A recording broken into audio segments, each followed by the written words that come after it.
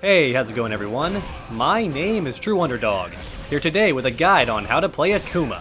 This guide will cover his normals, special moves, unique attacks, V-skill, V-trigger, and V-reversal. So without further ado, let's break him down step by step. To start things off, let's discuss his normal attacks. We're going to start off with the punches, then move on to the kicks, then do the jumping attacks, and then end with the unique attacks. Alrighty, so let's get into it. First off, we have Standing Light Punch. This move has 3 frame startup and links into itself very well. So it's your go-to move for punishing attacks that are -3 or -4 on block.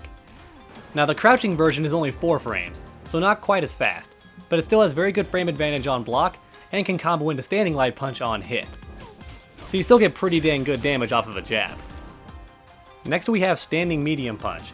Standing Medium Punch has decent range and is +1 on block, so it still gives you frame advantage. It also cancels into special moves, but it's not the best tool for doing that. Crouching Medium Punch is +3 on block, so it's great for a frame trap, especially if you follow it up with Standing Medium Kick. These two combo normally, and it's one of the best ways to get easy damage with AKUMA.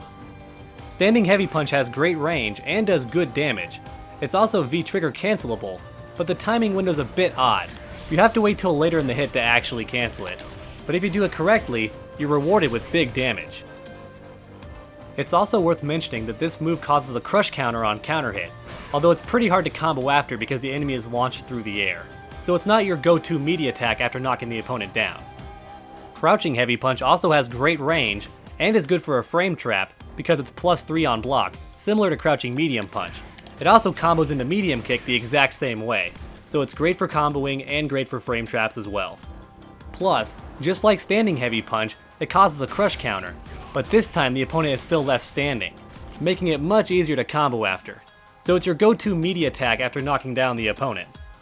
That's it for the punches, so let's move on to the kicks. Standing Light Kick has decent range, but is not as fast as Standing Light Punch and is only +1 on block, so I honestly don't see a reason to use Standing Light Kick most of the time.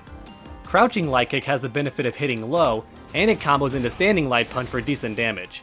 So that's a pretty good trade-off, especially since AKUMA does have an overhead. So the opponent has to be afraid of both your low combo and your overhead attack. Standing Medium Kick is one of AKUMA's best footsie tools. It has great range and is great for frame traps off of Crouching Medium Punch and Crouching Heavy Punch, as stated earlier. Crouching Medium Kick doesn't have very good range anymore, but it still cancels into Hadouken very easy. Just keep in mind that AKUMA's regular fireballs are unsafe if blocked. Also, Crouching Medium Kick into Fireball is not a true block string, and the opponent can super through it or do an invincible attack in between the Medium Kick and the Hadouken. Standing Heavy Kick does great damage, but is -2 on block, so keep that in mind. On counter hit, it causes a crush counter, which is great for getting big damage. So if you block an invincible attack, this is your go-to move for the crush counter combo, since it leaves the opponent standing and does great damage. However, it's not a good meaty tool on wake up because the opponent can crouch under it, so keep that in mind. This also makes it pretty poor in the neutral game as well. So you're better off using Crouching Heavy Punch since it hits crouching opponents and is great for frame traps. Crouching Heavy Kick has decent range and causes a knockdown on hit. On counter hit, it causes a crush counter and leads into a hard knockdown. Now be warned that it is -15 on block, so it's very risky to throw out in the neutral. If your opponent blocks this, you're in big trouble. That's it for AKUMA's kicks and punches, so let's move on to the jumping attacks. Jumping Light Kick is a great cross-up, and it's also good for doing short combos as well, especially since AKUMA has a 3-frame Light Punch. It's also a great way to sneak in a throw, since it has low hit stun and block stun. Jumping Medium Kick is a better cross-up and can lead into much bigger damage. Jumping Heavy Punch does the most damage and has a lot of hit stun, so it's your best tool for big and damaging combos. Just make sure you don't cross up by accident, because if you do, the attack will whiff completely. Alrighty dogs, that's it for the normal attacks, so let's move on to the unique attacks now. First up we have AKUMA's Dive Kick. This is done by pressing down and medium kick at the height of his jump arc. This attack actually does combo if timed correctly, but it's a bit tricky to learn at first, since you have to space it so that AKUMA hits the opponent's shin or lower, otherwise the combo is going to be very unreliable. Forward Medium Punch is a double hitting overhead that's -6 on block, so if the opponent blocks it, you could eat a full combo as long as they're on point with their jab. That being said, it hits twice to do decent damage and doesn't have super long startup. Plus, if the opponent's afraid of your low, then the overhead's sure to hit. Back heavy punch hits twice and launches the opponent into the air. This can lead into a full combo if your timing's on point.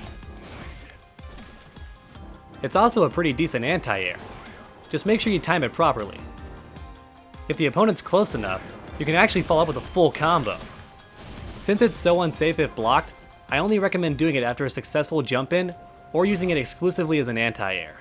Otherwise, it's just too risky. Forward heavy punch has decent range and does good damage. However, despite how it looks, it's actually not an overhead. But thankfully it is still +1 on block, so it's not too risky. It's also +4 on hit, so it leads to a full combo if your execution's on point. Not to mention, this move totally goes over fireballs, so it's pretty dang good for punishing certain attacks in the neutral. Heavy punch does decent damage, but is very unsafe if blocked, so I only recommend doing it after a successful jump in or if the opponent's already dizzied. Heavy kick into heavy kick is actually neutral on block, meaning you and your opponent are on equal footing after they block it, which is a pretty fair trade-off seeing as how it leads into great damage. Just keep in mind the opponent can still duck under it, so it's a huge risk to throw out. I recommend reserving it for V-trigger combos or if the opponent's already dizzy. Alrighty dogs, that's it for the unique attacks, so let's move on to the special moves. First on our special move list we have Go Hadoken. This fireball is decent for spacing and travels rather quickly. However, none of them cover the full screen, and every single one is unsafe if blocked at close range, so keep that in mind. You do not want to cancel up close normals into fireball while using Akuma. Now the nice thing is the EX fireball is actually safe on block, and can be cancelled into V-trigger for massive damage as long as you're close enough to the opponent. Akuma also has access to an air fireball. However, you can only do it while jumping forward, so keep that in mind. The main benefit of this move is that it covers your descent and can lead to a full combo if it hits. The EX fireball does more damage, and Akuma floats for a short period. This weird timing often tricks the opponent and lands a free hit if you do it correctly. This can also extend combos in the corner, but I don't recommend spending the meter because the damage is not worth it. Next on our list we have Saika Goshaha. This fireball hits multiple times to do more damage and also travels full screen. However, the trade-off is that Akuma has to power it up, so there is a huge risk of your opponent jumping in on you and getting a full combo, so make sure you pick the best time to use it. Stronger versions of the attack do more damage, and the EX version does the most damage and travels the fastest while also starting up the quickest, so it's an all-around great move as long as you don't mind spending the meter for it. Next we have Go Shoryuken. This attack behaves the same as other dragon punches in the game. And keep in mind that in Season 2, no version is invincible except for the EX version, so it's not a good wake-up attack anymore, especially if your opponent does a meaty attack. However, what they are good for is anti-airs and ending combos. The light version is the fastest, but only hits once and does the least damage. The medium version has more hits and does more damage, but starts up a little bit slower and is easier for the opponent to punish. The heavy version hits more times and does even more damage, however it's also more unsafe to block. In my opinion, this is the best way to end most of your combos if you want to use a Shoryuken. The EX version is fully invincible on startup and does the most damage. It's also the best way to end certain combos as long as you have the meter lying around. Next on our list we have Tatsumaki. The light version is great for comboing most of the time, since it leads into a Shoryuken for free. Medium Tatsu does more damage and travels further, but you need meter to combo after it most of the time. Heavy Tatsu is great for ending combos, but should never be done raw. Keep in mind that every one of these versions is unsafe on block. However, they are airborne, which means they will beat throws, and the medium version actually goes over fireballs. The EX version is safe on block and also throw invulnerable, so it's great against opponents who try to throw you on wake up. Keep in mind that every Tatsu can be done in the air. This is good for cross-ups or for closing the distance on your opponent, but it can also be quite risky, so keep all of that in mind. Next we have Akuma's Teleport, or Ashura Sensu. This attack can be great for escaping pressure or moving in past fireballs, however the latter is not recommended. It's honestly just a great escape tool if you don't have the meter for a dragon punch, or if you just want to avoid a certain mix-up situation. Last but not least, we have the Demon Flip, or Hyakushu as it's known in the command list. By default, the Demon Flip ends in a low hitting slide. This slide will actually correct if you cross the opponent up, which can be pretty sneaky, but is also unsafe if blocked. On top of the slide, the Demon Flip can be ended in 3 other ways. The first option is a palm strike, which is done by pressing punch. This hits overhead to punish crouching opponents, and knocks opponents out of the sky as well. Pressing kick during the Demon Flip will result in a dive kick, which is great for extending combos and applying more pressure to the opponent. Just keep in mind that certain moves can anti-air it, since it is a lot easier to react to. The third and final option is a throw, which is unblockable, but will whiff on crouching opponents. If you want the opponent to stand up more often, then use the palm strike as much as you can. It will punish them for crouching every time, and a smart player will stand up. This makes them open to your throw attack. The EX version actually hits on startup, and can even be ended with an EX Tatsu for more damage. You can also end it with an EX Air Fireball for more damage as well. Oddly enough, this doesn't cost any extra meter. It's all the same bar. AKUMA's V skill is actually quite interesting. By default, it's a simple parry, and each parry does build your V gauge. Just keep in mind the timing's not as easy as it seems. You can't do it last second. Instead, do it kind of in the middle of the attack. If you do it too early, you're gonna get hit. If you do it too late, you're gonna get hit. And since the recovery is quite long, if you do it on whiff, your opponent can punish you with a full combo. After the parry, pressing punch will send the opponent flying backward and knock them down.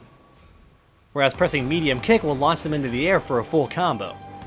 Even without the parry, this is a great way to extend combos in general, since it leads to big damage and builds your V gauge in the process. If you're not quite sure how to combo after the kick, you have to cancel it into Demon Flip as it's happening. So first you do the V skill, then press kick, then do the Demon Flip motion immediately after, and then cancel that into an attack. If your execution isn't quite that good, then you can settle for a Shoryuken afterwards instead. It's still pretty good damage. AKUMA's V-trigger changes a few things about his attacks. First off, he now creates 2 air fireballs instead of just 1. This allows for more damage and better combos as well. Another obvious change is that his Dragon Punch now does way more damage and looks much cooler on top of that. His regular fireballs also come out faster, travel farther, and do more damage. This does not extend to his enhanced fireball. One extra effect that a lot of people seem to miss is that you can cancel his Demon Flip into an air fireball to extend combos and do more damage. Last but not least, he gets access to his Raging Demon.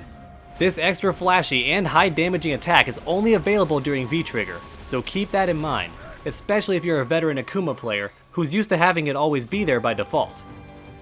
AKUMA's V-reversal has good pushback and starts up rather quickly, so it's a good V-reversal overall. Last but not least, we have the critical art.